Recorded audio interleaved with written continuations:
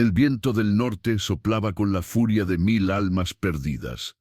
Las montañas de Montana, cubiertas de nieve, parecían bestias dormidas bajo un cielo gris. En medio de ese silencio helado, una mujer caminaba tambaleante, hundiendo los pies en la nieve hasta las rodillas. Su nombre era Sarah Whitmore, y lo único que cargaba, además de su culpa, era el cuerpo inerte de su hija envuelto en una manta gris. Sus labios, agrietados por el frío, apenas lograban pronunciar una plegaria. «Aguanta, pequeña, ya casi llegamos», murmuró, aunque sabía que la niña no podía oírla.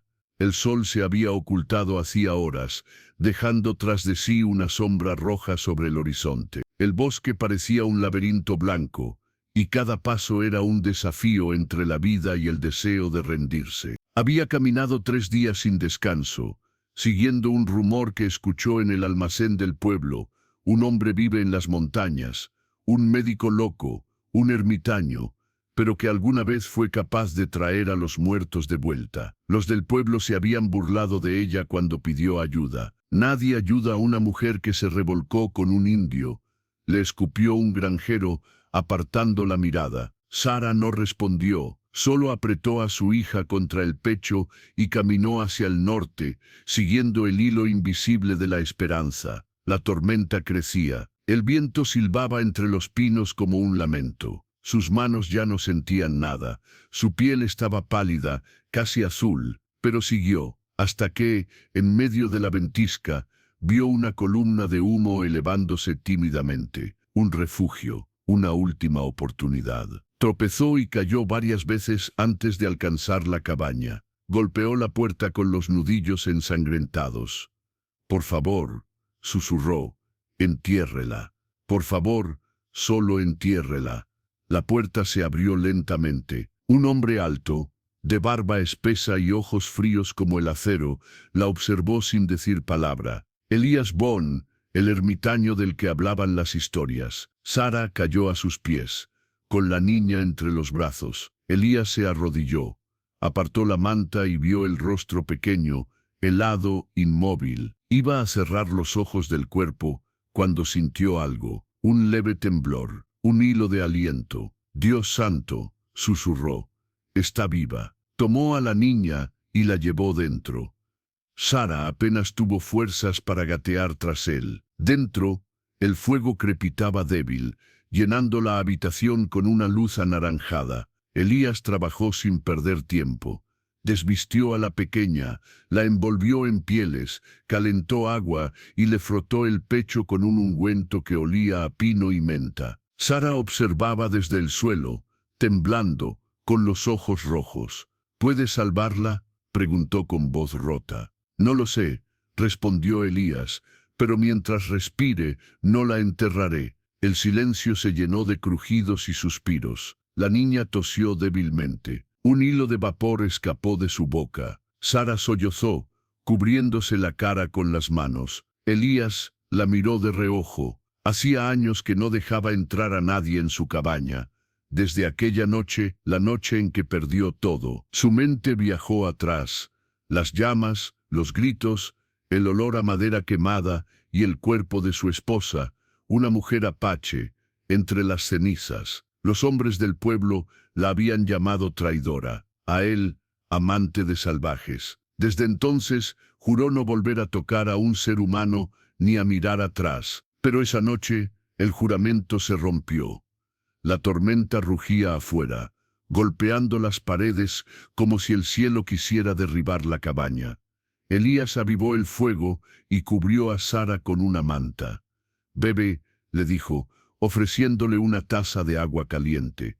Ella la tomó con manos temblorosas. «Gracias», susurró. Nadie más habría abierto la puerta.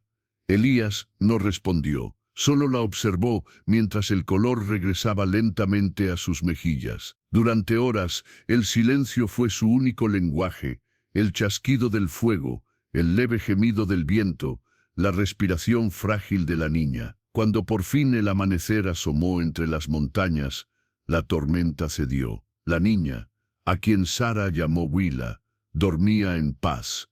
envuelta en pieles. Sara, agotada, se quedó dormida en el suelo, apoyada contra la pared. Elías se sentó junto al fuego, sin apartar la mirada de ambas. Algo dentro de él, algo que creía muerto, empezó a moverse. No era deseo, era memoria, era vida. Por primera vez en años, el sonido del viento ya no le pareció un lamento, sino una promesa. El día amaneció blanco y silencioso. El bosque entero parecía contener la respiración, como si temiera romper la paz que había descendido sobre la cabaña. Elías se levantó antes que el sol, como siempre hacía. Afuera, el aire olía a resina y a madera fresca. Su perro, un viejo sabueso llamado Gris, levantó la cabeza, olfateó el aire y volvió a tumbarse junto al fuego. Elías preparó una infusión de corteza de sauci y hojas de menta, la misma que solía usar en los días de guerra, cuando era médico de campaña. Su cuerpo se movía con la precisión de alguien que conoce la muerte demasiado bien. Dentro, el fuego seguía vivo. La niña respiraba débil, pero constante. Sara despertó con el primer crujido de la leña. Miró alrededor, confundida, como si aún estuviera atrapada en la tormenta. Entonces la vio. Willa, su hija, dormía junto al fuego, su rostro con un poco de color. Sara llevó una mano a la boca y rompió a llorar, silenciosamente, como quien teme despertar un sueño. ¿Cómo lo hiciste?, susurró. Elías no levantó la mirada de su taza. No lo hice yo, dijo, solo la sostuve mientras decidía quedarse. Sara se acercó, aún envuelta en la manta. Gracias, susurró. Nadie más lo habría intentado. Elías apretó los labios. No le gustaban las palabras de gratitud. Traían recuerdos, promesas rotas. No lo hice por ti, dijo con voz grave. Lo hice porque nadie más lo haría. Sara lo miró, sin ofenderse. Había algo en ese hombre que no era crueldad, sino cansancio, un peso invisible en los ojos. El silencio entre ellos era denso, pero no hostil. Era el tipo de silencio que solo se da entre dos personas que han perdido demasiado. Horas más tarde, cuando el sol se filtró por las rendijas de la madera, Willa abrió los ojos. Sus pestañas temblaron, y un sonido, leve como el suspiro de una hoja, escapó de su boca. «Mamá», dijo. Sara se lanzó hacia ella, abrazándola con un sollozo. Elías apartó la mirada, fingiendo ocuparse del fuego, pero sus manos temblaban. Durante los días siguientes, la tormenta fue cediendo, y la vida dentro de la cabaña comenzó a latir con un ritmo nuevo. Sara ayudaba a preparar comida, lavaba la ropa congelada, cuidaba de la niña. Elías reparaba el techo, afilaba su cuchillo, pero en ocasiones la observaba en silencio, como quien ve algo sagrado y frágil al mismo tiempo. Una noche, mientras el viento soplaba suave entre los pinos, Sara habló por primera vez de su pasado. «Mi padre era predicador en Cottonwood Valley», dijo, con la mirada perdida en las llamas. «Crecí creyendo que el amor era una prueba de fe, hasta que amé al hombre equivocado». Elías no preguntó. Sara continuó. «Era comanche. Se llamaba Ketan. Me salvó de un lobo cuando yo era apenas una niña. Volvimos a vernos muchas veces. Él me hablaba de los ríos, de las estrellas, del espíritu de los árboles. Yo», tragó saliva, «yo lo amé». Elías cerró los ojos. El nombre de la tribu despertó algo en su pecho, una punzada. «¿Y qué pasó?», preguntó finalmente. Sara bajó la cabeza. «Mi padre lo llamó salvaje. Mandó a los hombres del pueblo a purificar nuestra casa. Lo golpearon hasta matarlo. Yo ya llevaba a Willa en el vientre. Desde entonces nadie me habló. Dijeron que había traicionado a mi raza». El fuego crepitó. Elías respiró hondo, mirando sus propias manos, endurecidas por los años. «Mi esposa también era nativa», dijo despacio. «Apache. Se llamaba Naira. La quemaron viva por amarme». Sara lo miró con asombro. El silencio que siguió no fue de pena, sino de reconocimiento. Dos almas marcadas por la misma herida. «¿Y tú?», preguntó ella. «¿Por qué sigues aquí, solo?». Elías sonrió sin humor. porque no supe morir con ellos. Ella bajó la mirada, y en su pecho nació una compasión nueva, distinta de la lástima. Era respeto, era comprensión. El tiempo pasó lento, pero constante. La nieve comenzó a derretirse, dejando ver parches de tierra húmeda. Elías enseñó a Sara cómo curar heridas con hierbas, cómo secar raíces de juncia para hacer infusiones. Ella, a cambio, cantaba cada noche canciones que su amado Ketán le había enseñado, en un idioma que Elías no comprendía, pero que le devolvía algo perdido: paz. Una noche, cuando el cielo estaba claro y la luna se reflejaba en la nieve, Elías sacó una cajita de madera. Dentro, una sola arracada de plata con turquesas.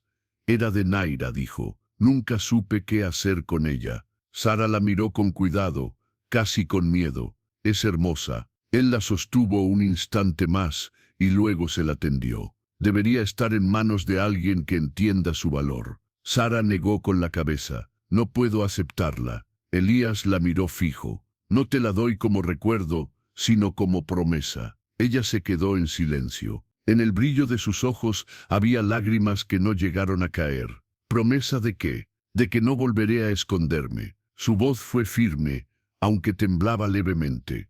De que protegeré lo que me quede de bueno, aunque el mundo lo llame traición otra vez. El fuego crepitó más alto. Afuera, el viento se calmó, y por primera vez en muchos años, el silencio no dolía. Sara tomó la arracada y la sostuvo contra el pecho. Entonces, Elías Bon dijo en voz baja: quizá no estés tan perdido como crees. Esa noche, los dos permanecieron despiertos junto al fuego, sin hablar más.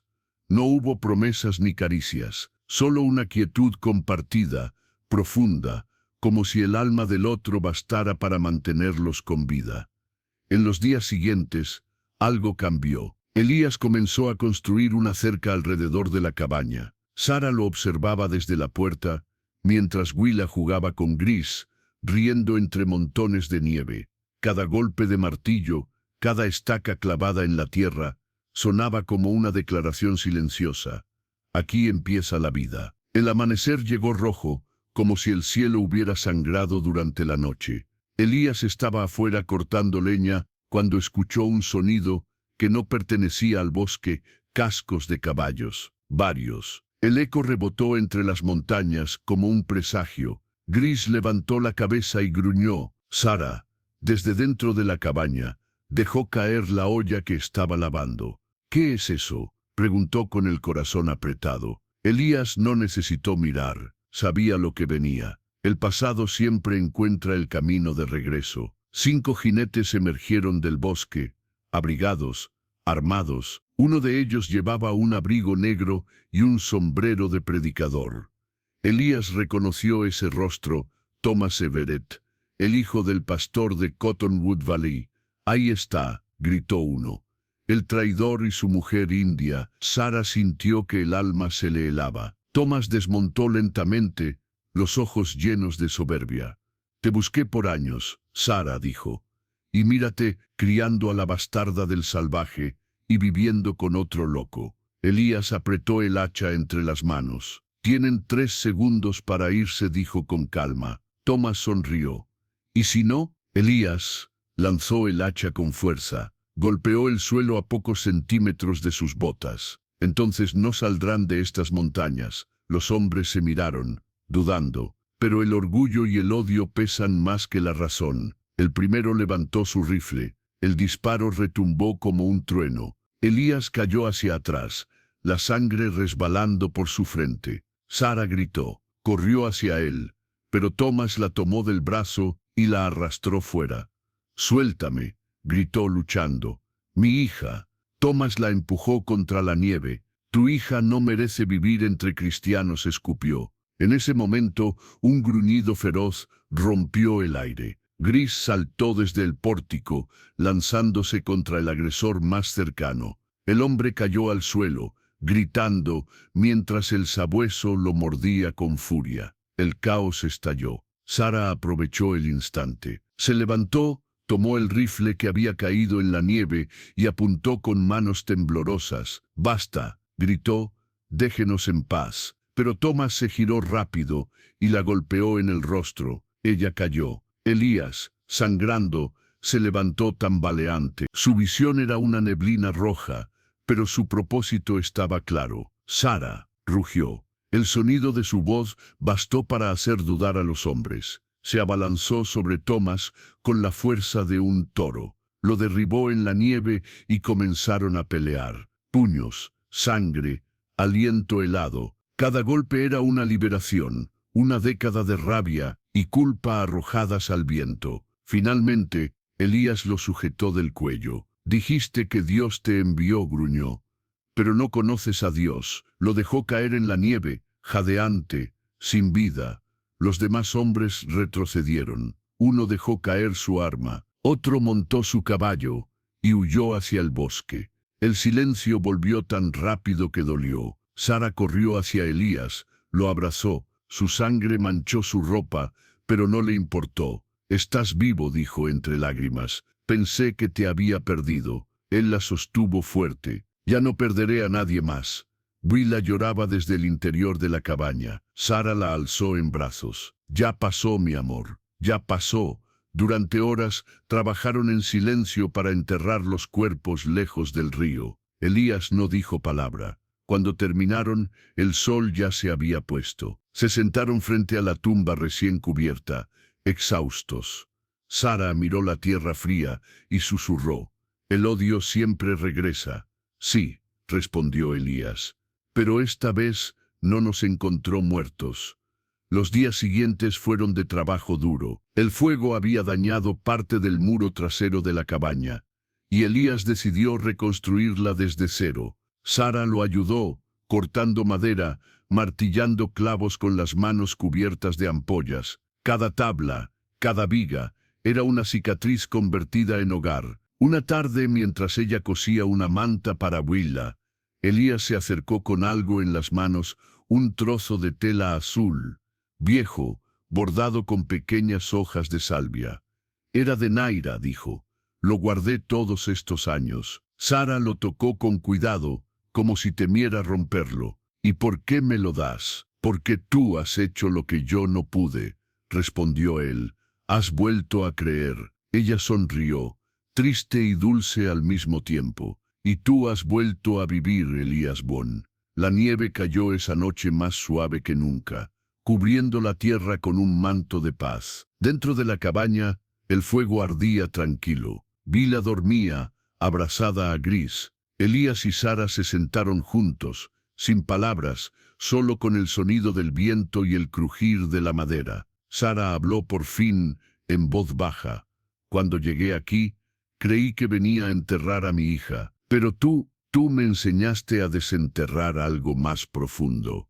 La esperanza». Elías la miró. En su rostro se mezclaban el cansancio y una ternura que había olvidado cómo existir. «Y tú me enseñaste que no todo lo enterrado está muerto». Ella tomó su mano. Sus dedos estaban ásperos, fríos, pero firmes. El silencio entre ellos fue más elocuente que 1000 palabras. Los meses pasaron. El invierno cedió ante la primavera y la montaña floreció con vida. Donde antes había miedo, ahora había raíces. Donde antes había un refugio, ahora había un hogar. 12 años después, bajo el mismo cielo de Montana, la historia continuó. Willa, ya convertida en una joven de mirada fuerte y cabello oscuro, caminaba entre los pinos, recolectando hierbas. Sus manos sabían distinguir cada planta, su olor, su poder. Había aprendido de su madre y de Elías que la medicina no solo se encuentra en la tierra, sino también en el amor. Dentro de la cabaña, Sara escribía en un cuaderno gastado: «El día en que pedí que enterraran a mi hija, pensé que también estaba enterrando mi corazón. Pero un hombre roto por la guerra y el odio le devolvió el aliento y con él me devolvió a mí misma». Cerró el cuaderno y miró hacia la puerta, donde Elías atendía a un anciano de la tribu Shoshone, vendándole la muñeca con manos firmes. Ya no era el ermitaño de las montañas, Era el doctor Boone, el sanador que todos buscaban cuando la fe y la medicina parecían fallar. El anciano sonrió y se marchó con paso lento. Elías limpió sus manos, alzó la vista y encontró los ojos de Sara. Ella le devolvió una sonrisa, esa que aún, después de tantos inviernos, seguía siendo suficiente para calmar cualquier tormenta. Al atardecer, padre, madre e hija caminaron hasta el viejo pino junto al río. Allí, Elías tomó su navaja y grabó unas palabras en la corteza. Sigue respirando, yo también. Sara apoyó la mano sobre las letras recién talladas. ¿Por qué esas palabras?, preguntó. Él sonrió. Porque esa noche, cuando tocaste a la puerta, pensé que el mundo había terminado, pero en realidad acababa de volver a empezar. La luz del ocaso pintó de oro la nieve vieja. Bila los abrazó a ambos. Y así, bajo el mismo cielo que una vez los castigó con frío y pérdida, 3 almas encontraron redención. El fuego de la cabaña siguió ardiendo esa noche, y el viento, antes cruel, ahora susurraba una melodía suave entre los árboles. No era un canto de muerte, sino una bendición, porque en un mundo donde la compasión era rara y el amor más aún, un hombre eligió salvar, no enterrar. Y desde entonces, en las montañas del oeste, los viajeros cuentan que cuando sopla el viento y cae la nieve sobre los pinos, puede escucharse el eco de una voz que dice: «Todavía respiramos».